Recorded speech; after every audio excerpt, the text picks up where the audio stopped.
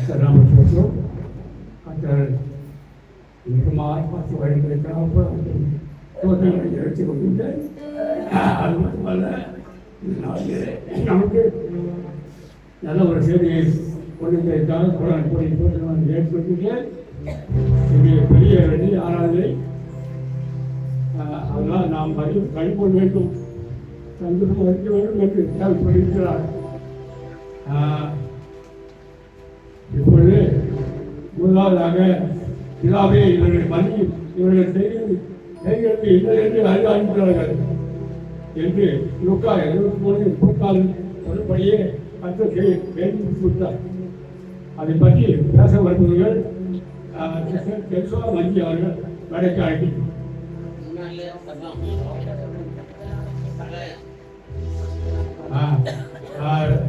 ஜபல் சிஸ்டர் சகாயம் அவர்கள் வருவார்கள் வந்து எழுப்பார்கள். அன்பின் பிதாவே ஸ்தோத்திரம் அனைவரும் ஜெபிக்கிறோம். ஸ்தோத்திரம் ஆண்டவரே, ஸ்தோத்திரம் அப்பா. அன்பின் பிதாவே ஸ்தோத்திரிக்கிறோம், துதிக்கிற டாடியுமே ஸ்தோத்திரம். இந்த பசுத்தமான நாளுக்காக கொடான கொடி ஸ்தோத்திரம். இந்த புனிதமான நாளுக்காக கொடான கொடி நன்றி அப்பாவே ஸ்தோத்திரம். அல்லேலூயா, பிரைஸ் எல்லாமே ஸ்தோத்திரம். ஆவியானவரே ஸ்தோத்திரிக்கிறோம், துதிக்கிற டாடியுமே ஸ்தோத்திரம். பேச போற மகளுக்காக ஜெபிக்கிற டாடி, பேச போற மகளை தொடுங்க சப்பாமே ஸ்தோத்திரம். அந்த மகளை தொடுங்க டாடியுமே ஸ்தோத்திரம். அப்பா நீ ஸ்ரீல குறித்து ஆண்டவரே முதலாவது வார்த்தை அந்த மகள் பேச போறாங்க ஆண்டவரே. ஆவியானவரே அந்த மகளோடு நீ பேசுங்க அப்பாவே ஸ்தோத்திரம். அந்த மகள் ஆவியால நிரப்புங்க, அபிஷேகத்தால் நிரப்புங்க, வல்லமையால நிரப்புங்க, அக்கினி இறங்கட்டும், அபிஷேகம் இறங்கட்டும் டாடியுமே ஸ்தோத்திரம். ஏசப்பா நீ அந்த மகளோடு நீ அழகாயிரமாக ஜெபிக்கிற டாடியுமே ஸ்தோத்திரம். அந்த மகளை தொடுங்க அப்பாவே ஸ்தோத்திரம். பேசுற வார்த்தை மூலமா ஆசீர்வாதி பலப்படுத்த வேண்டும். இயேசு நல்ல பிதாவே.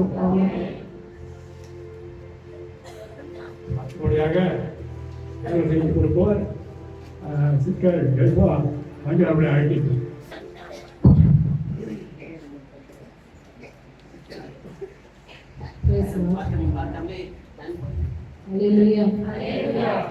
இத்தனை பேர் சந்தோஷமா இருக்கீங்க. ஆமென். வேதம் சொல்லுகிறது இருளில் இருக்கிற ஜனங்கள் பெரிய வெளிச்சத்தை கண்டார்கள் என்று சொன்னார்.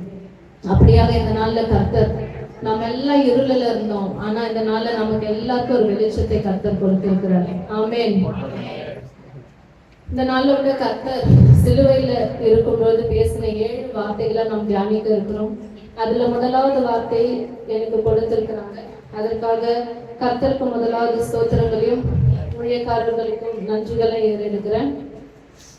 வேதத்தை வாசிப்போம். லூக்கா எழுதின சுவிசேஷம் 23வது அதிகாரம் 34வது வசனத்தோடு அப்பொழுது இயேசு பிதாவே இவர்களுக்கு மன்னியும் தாங்கள் செய்கிறது இன்னதென்று அறியாதிருக்கிறார்களே என்றார். ஒரு நிமிஷம் தலைகளை தாழ்த்தி ஜெபிக்கலாம். ஸ்தோத்திரம் ஆண்டவரே, இந்த நாளுக்காக நன்றி செலுத்துகிறோம். இந்த நாள்ல உங்களுடைய பாடுகளை குறித்து நான் தியானித்துக் கொண்டிருக்கிறோம். அப்ப அந்த முதலாவது வார்த்தைகளை நீர் ஆசீர்வதிக்கும்படியா ஜெபிக்கிறோம். இது வந்த ஒவ்வொருத்தருக்கும் ஆண்டவரே பிரயோஜனமாய் ஆண்டவரே இதை பயன்பட நீர் உதவி செய்யும்படியா ஜெபிக்கிறோம். அடியால மறைத்து நீர் வெளிப்படுங்க இயேசுவின் நாமத்தினாலே பிதாவே, ஆமென். அந்த வசனத்துல சொல்லப்படுகிறது, முதலாவது சொல்லப்படுகிறது அப்பொழுது இயேசு. எப்பொழுது இயேசு? அப்பொழுது இயேசு. கர்த்தர் சிலுவையில அடிக்கப்படுறதுக்கு முன்னாடி, அந்த கொல்கத்தா மலை மேல ஏறுகிறதற்கு முன்னாடி, அந்த நடக்கிற அந்த பாதைகளில கர்த்தர் சிலுவை எடுத்துக்கொண்டு அந்த இடத்துல 17 மணி நேரம் தண்ணி இல்லாம அவர் இருந்தார். அவருடைய சரீரத்துல பார்க்கும்போது 5480 காயங்கள் இருந்தது. அவருடைய சரீரம் முழுவதும், அவருடைய முதுகுல மற்றும் 150 ஆழமான காயங்கள். அல்லேலூயா. அவருடைய தலையில 17 முட்கள் இருந்தது. அந்த முள் கிரீடம் தலை மேல வச்சாங்கல்ல, அந்த முள் கிரீடம்ல 17 முட்கள் அவருடைய தலைகள்ல, அவருடைய தலைக்குள்ள பாய்ந்து இருந்தது. அவருடைய உடம்புல சரீரத்துல இருந்த ரத்தம் 6.5 லிட்டர் 6.5 லிட்டர். நம்ம நார்மலா நம்மளுடைய உடம்புல 5.5 லிட்டர் ரத்தம் இருக்கணும். அவருடைய உடம்புல 6.5 லிட்டர் ரத்தம் போய்விட்டது. அல்லேலூயா. அப்படியாக சிலுவையில் அடிக்கப்பட்டு அவருடைய கரங்களிலும் கால்களிலும் ஆணிகள் அடிக்கப்பட்டு அந்த நேரத்துல எப்பொழுது இயேசு அப்படியாக பாடுகளை சுமந்து அப்படியாக ரத்தங்களை நமக்காக வடித்து அப்படியாக அவரை வாரினால் அடித்த ஒவ்வொரு ஜனங்களுக்காக அங்கிருந்த போர் சேவகர்களுக்காக அங்க அமர்ந்திருந்த ஒவ்வொருத்தருக்காக கர்த்தரை காட்டி கொடுத்த யூதாசை கூட அவர் மன்னித்தார். அது மாத்திரம் அல்ல, அவரை மறுதளித்த பேதுருவை கூட அந்த இடத்துல அவருக்கு மன்னித்தார். அந்த இடத்துலதான் சொல்லப்படுகிறது, அப்பொழுது இயேசு பிதாவே இவர்களை மன்னியும், தாங்கள் செய்கிறது இன்னதென்று அறியாதிருக்கிறார்கள். அல்லேலூயா. அவர்கள் செஞ்சது அவர்களுக்கு தெரியலையா? அங்கிருந்த போர் சேவகர்கள் இயேசுவை அறியும் போது அவரை அடிக்கும் போது அவர்களுக்கு தெரியலையா? தெரியாம அடிச்சாங்களா? இல்ல, தெரிஞ்சேதான் அவங்க அடிச்சாங்க. ஆனாலும் கர்த்தர் இயேசு பிதாவின் இடத்துல இப்படியாக பரிந்து பேசுகிறார், அவர்கள் செய்கிறது இன்னதென்று அறியாதிருக்கிறார்கள் என்று சொல்லி. அல்லேலூயா. எவ்வளவு ஒரு இறக்க குணமுள்ள தேவன் நம்முடைய தேவன். அப்படியாக நாம் பார்க்கும்போது இயேசு அவர்கள் எல்லாம் மன்னிக்குன்னு சொல்லி பிதாவின் இடத்துல பரிந்து பேசுகிறாரு. இப்போ ஒரு சின்ன ஒரு காரியம் நம்ம செஞ்சுட்டோம், இப்ப நடக்கும்போது ஒருத்தர் உட்காந்துட்டு இருக்கும்போது தெரியாம காலை மறிச்சிட்டோம்னா சாரின்னு கேக்குறீங்க தானே? நம்மளே அறியாம அது வந்துடும், ஐயோ சாரிங்க அப்படின்னு சொல்லிடுவோம்.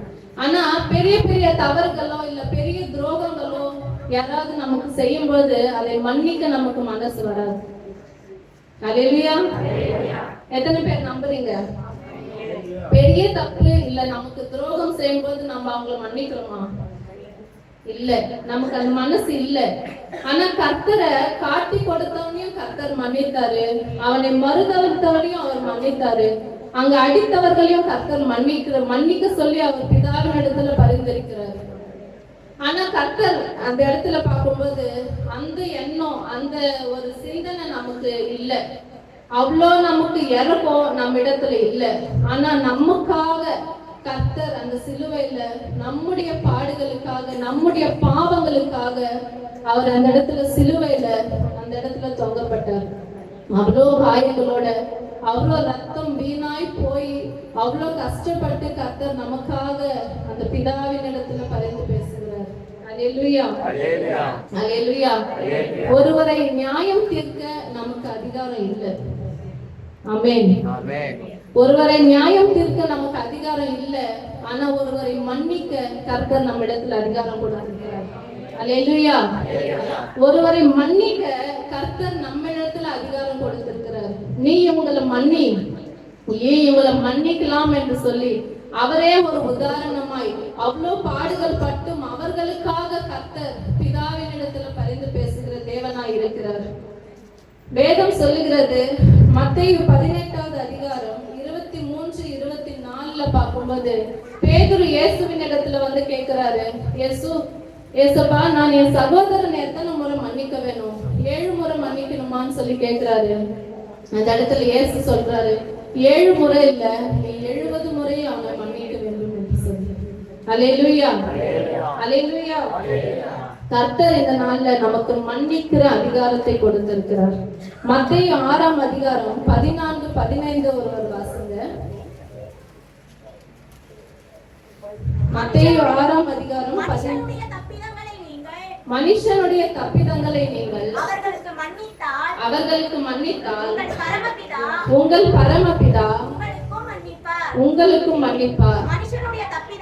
மனுஷனுடைய தப்பிதங்களை நீங்கள் அவர்களுக்கு மன்னியாதிருந்தால் உங்கள் பிதா உங்கள் தப்பிதங்களை மன்னியாதிருப்பார். நம்மளுடைய தப்பிதங்களை நாம் மற்றவர்களுக்கு மன்னிக்கும் பொழுதுதான் நாம செய்கிற பாவங்களை கர்த்தர் நமக்கு மன்னிப்பார். நம்ம ஒருத்தர் செய்த பாவங்களையோ இல்ல துரோகங்களையோ ஒரு நம்பிக்கை இல்லாத ஒரு காரியத்தை நமக்கு செய்யும் போது நாம அவங்களை மன்னிக்கலன்னா கர்த்தர் நாம் தெரியாமையோ இல்ல தெரிஞ்சு செய்கிற தவறுகளை கர்த்தர் மன்னிக்க மாட்டார். அல்லேலூயா. அப்போஸ்தலனாகிய பவுல் எழுதுகிறார் 7ஆம் அதிகாரத்துல 59-60 வசனத்துல அந்த இடத்துல ஸ்தேவானை குறித்து நம்ம பார்க்கிறோம். ஸ்தேவான் அந்த இடத்துல கல் எறியப்பட்டு அவர் மரித்து போகிறார். அந்த நேரத்தில் கூட அந்த ஸ்தேவான் சொல்லுகிறார், பிதாவை நோக்கி, கர்த்தரை நோக்கி இவர்களை மன்னியும் என்று சொல்லி, கர்த்தர் அந்த இரக்க குணத்தையும் அந்த மன்னிக்கிற அதிகாரத்தை அவர் கொடுத்திருக்கிறபடினால் தான் ஸ்தேவான் அந்த இடத்துல அவரை கல்லெறிந்து கொன்றவர்களை அவர் மன்னிக்க வேண்டும் என்று பரிந்துரைக்கிறார். கொலோசியர் 3ஆம் அதிகாரம் 13ஆம் வசனத்துல ஒருவருக்கு ஒருவர் மன்னியுங்கள் என்று சொல்லப்படுகிறது. மார்க் 11ஆம் அதிகாரம் 25வது வசனத்திலும் அப்படியாக சொல்லப்படுகிறது, ஒருவருக்கு ஒருவராய் நீங்கள் மன்னிக்க வேண்டும் என்று சொல்லி. இப்ப கணவன் மனைவியா இருக்கலாம், மனைவி கணவனுக்கா இருக்கலாம், இல்ல சகோதரர்கள், பெற்றோர்கள், இல்ல உங்களுடைய ஃப்ரெண்ட்ஸ், உங்களோட உறவினர்கள், உங்களுக்கு தெரிந்தவர்கள், தெரியாதவர்கள், யாரா இருந்தாலும் சரி, இந்த நாள்ல நீங்க ஒரு தீர்மானம் எடுங்க. அவர்கள் செய்கிறது இன்னதென்று அறியாது இருக்கிறார்கள், ஏசப்பா அவங்கள மன்னிச்சுடுங்க. அல்லேலூயா. அவங்க தெரிஞ்சுதான் செய்வாங்க, அவங்க தெரிஞ்சுதான் உங்களுக்கு துரோகம் பண்ணுவாங்க. ஆனாலும் உங்களுடைய மனசுக்குள்ள நீங்க ஆண்டவரை நோக்கி சொல்லுங்க, அவர்கள் செய்கிறது இன்னதென்று அவர் அறியாது இருக்கிறார்கள் என்று சொல்லி. அல்லேலூயா. கர்த்தர் அந்த இடத்துல அப்படிதான் சொல்றாரு, இவர்கள் செய்கிறது இன்னதென்று அறியாது இருக்கிறார்கள், பிதாவே இவர்களை மன்னியும் என்று சொல்லி. அப்படியாக மத்தேயு 9வது அதிகாரம் 12வது வசனத்துல பார்க்கும்போது ஒருவர் வாசிங்க. இயேசு அதை கேட்டு பிணியாளிகளுக்கு வைத்தியம் வேண்டியதே அல்லாமல் சுகம் உள்ளவனுக்கு வேண்டியதில்லை. அல்லேலூயா.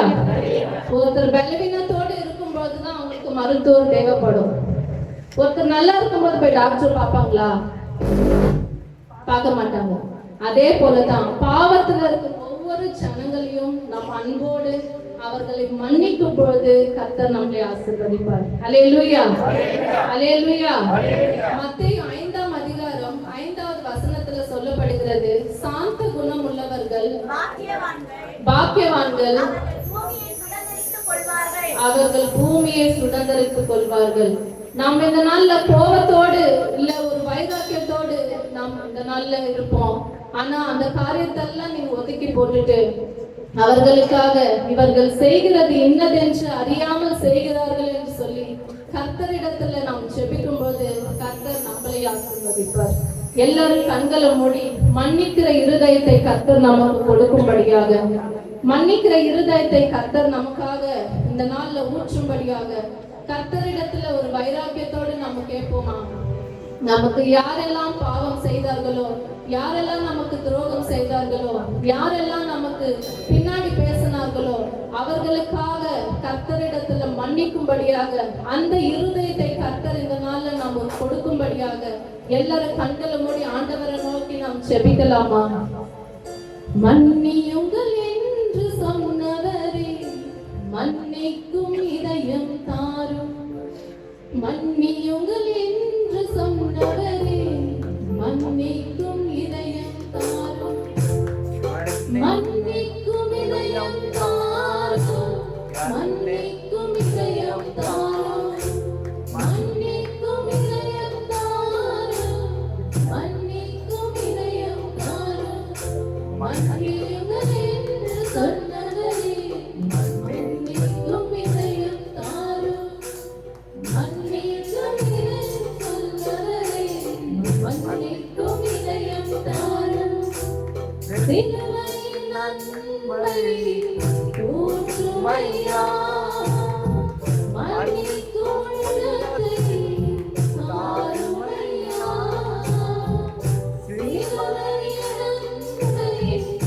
ஊற்றுமையா, மன்னிக்கும் உள்ளத்தை தாருமையா, எந்தவரை மன்னிக்கிறேன், வெறுத்தவரை மன்னிக்கிறேன், எதிர்த்தவரை மன்னிக்கிறேன், வெறுத்தவரை மன்னிக்கிறேன், மன்னியுங்கள் என்று சொன்னவரை மன்னிக்கும் இதயம் தாரும், மன்னியுங்கள் என்று சொன்னவரை மன்னிக்கும் இதயம் தாரும். ஆமா ஆண்டவரே, ஸ்தோத்திரிக்கிறோம் ராஜா. அப்பா, நீங்க சிலுவையில பேசின முதலாம் வார்த்தைக்காக நன்றி ஆண்டவரே. அப்பா ஸ்தோத்திரிக்கிறோம். அப்பொழுது இயேசு, பிதாவே இவர்களை மன்னியும், இவர்கள் செய்கிறது இன்னதென்று அறியாதிருக்கிறார்கள் என்று சொன்னது போல ஆண்டவரே, அப்பா எங்களுடைய பாவங்களுக்காக, எங்களுடைய தப்பிதங்களுக்காக, எங்களுடைய மீறுதல்களுக்காக ஆண்டவரே நீர் சிலுவையை சுமந்து எங்களுக்காக ஆண்டவரே நீர் மரித்த ஆண்டவரே தேவனாய் இருக்கிறீரப்பா. ஆண்டவரே அப்படியாக இந்த நாள்ல நாங்க ஆண்டவரே மற்றவர்களை மன்னிக்கிற ஆண்டவரே ஸ்தோத்திரிக்கிறோம். அந்த அதிகாரத்தை நீர் இந்த நாள்ல எங்களுக்கு கொடுத்திருக்கிறீங்கப்பா. எங்களுக்கு விரோதமாய் பேசுகிறவர்கள், எங்களுக்கு பின்னால பேசுகிறவர்கள், எங்களுக்கு துரோகம் செய்கிறவர்கள், எங்களை தவறாக பேசுகிறவர்கள், இவர்கள் எல்லாம் ஆண்டவரே இந்த நாள் ஆண்டவரே நீர் எங்களுக்கு ஒரு மன்னிப்பின் இருதயத்தை கொடுங்க ஆண்டவரே. அவர்கள் எல்லாருக்கும் ஆண்டவரே அப்பா அவர்கள் செய்கிறது இன்னதென்று அறியாதிருக்கிறார்கள் என்று சொன்னது போல அந்த வார்த்தையை இந்த நாள்ல நீங்க எங்களுக்குள்ள விதைங்க ஆண்டவரே. அந்த வார்த்தையை சொல்லி நாங்க அவர்களை மன்னிக்கும் போது ஆண்டவரே அது எங்களுக்கு ஆசீர்வாதமாய் இருக்கட்டும் ஆண்டவரே. ஒவ்வொருத்தரையும் நீர் ஆசீர்வதிக்கும்படியா செபிக்கிறோம். அந்த மன்னிக்கிற இருதயத்தை ஒவ்வொருத்தருக்கும் நீர் கொடுக்கும்படியா செபிக்கிறோம். அதற்காக நன்றி செலுத்துகிறோம். இயேசு நாமத்தினாலே கேட்கிறேன் ஜீவனுள்ள நல்ல பிதாவே, ஆமென்.